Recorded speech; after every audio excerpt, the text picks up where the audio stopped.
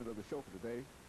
We're talking to Mr. ECapehart, and he is the founder of a mentoring organization called All the King's Men.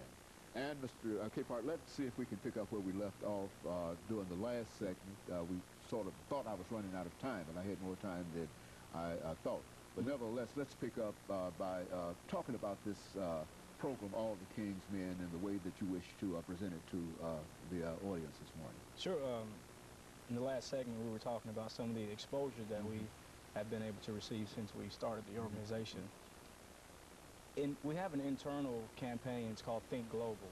It's a concept that spans throughout our entire staff. And what Thinking Global does, we try to put in the mindset of all of our staff, our board members, our volunteers. We try to put into their minds that we are a global organization. We're not just a local organization, because the vision is a global vision. And with that, we've been able to get tremendous exposure. One story that I really like to tell is a couple months ago, we received a phone call from a lady in Toronto, Canada, and she had heard about some of the exposure that we were getting from a local news station here. She saw the story, and she was very interested in what we were doing here, simply because she was running the same type of organization in her home state, home country, Toronto, Canada.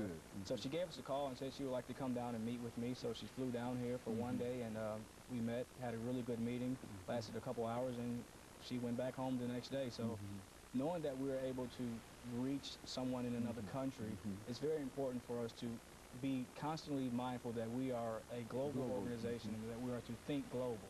Some of the other exposure that we've been able to get, we've received phone calls from Chicago, which actually in a few weeks I'm actually headed to Chicago because we're in the initial phases of starting another chapter in Chicago. So that's another great thing. Just recently, maybe a week ago, we were featured in the Jackson Sun newspaper.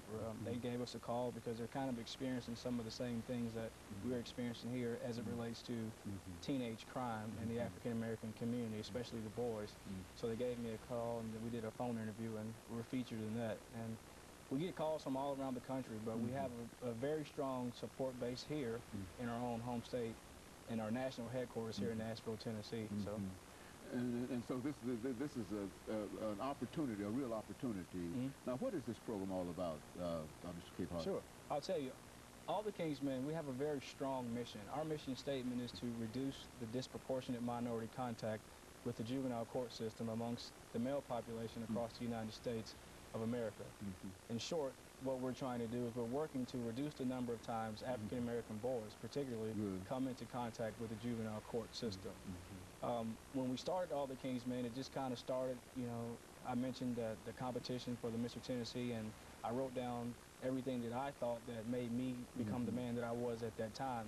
Just simple things like learning how to tie a tie, learning how to wear a suit, you know, how to talk in front of people, just simple things. And what I did was I created a 9-month curriculum, and I told my campaign manager, I said, hey man, this is the vision, and if we're the only two people that do it, this is something that I know that we can do. And he was all for it, and we started it. We used to meet one day a week at the Hadley Park Community Center. We met on Saturdays with a group of kids, about 15 boys, and we met with them every Saturday for a whole year. Somewhere through the year, we started realizing that we're making a tremendous impact in the lives of these young boys. And the way that we were able to recognize that is because their families would come to us, their mothers would come and say, hey, my son is wearing ties to school every day now. You know, I didn't know he knew how to tie a tie. Or my son is getting in less fights, or he's, you know, his teachers are calling and saying he's, you know, being much better in school, not only academically, but also behavior-wise. And so we were kind of getting a little steam about ourselves. And so what we started to do was we started to take a real internal look at what we were really doing.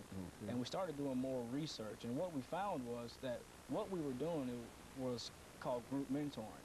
Most traditional mentoring programs, they do what's called one-to-one mentoring, where they match a student with an adult mentor, and they meet maybe 1 or 2 hours a month, or however the frequency is for that. But we realized that what we were doing was known as group mentoring. What we were doing was we were inviting just different people to come out and speak to our guys, different people from fraternities, or just anybody in the community that has something positive to give to these young black males. And we were doing it in a group setting.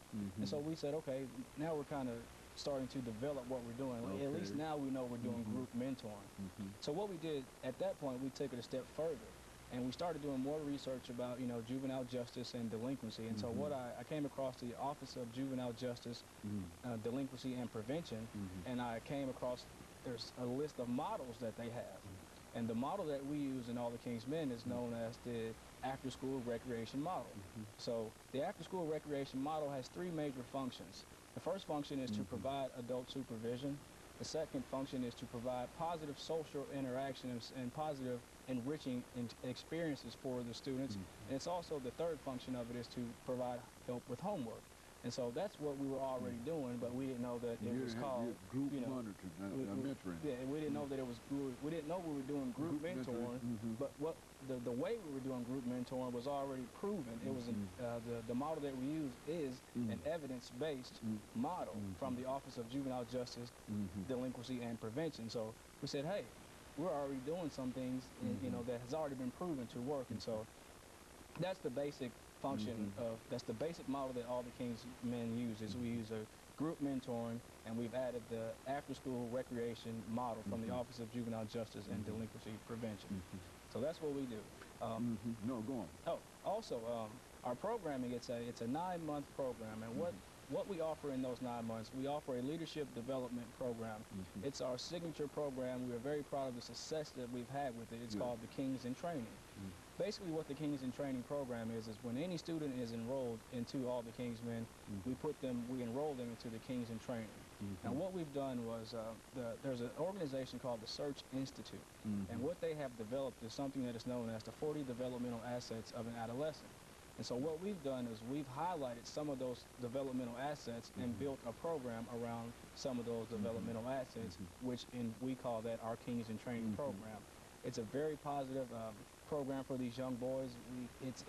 It's the signature program that we bring these boys in and we introduce them to what it means to live as a responsible young man in today's communities and societies, and also be able to deal with and handle some of the things that they're being faced with. So that's our signature program. We also have another program that we just started this year. It's called the King's Course. And the King's Course is simply designed to prepare young boys for life after high school. We do GPA assessments. We take them on college tours.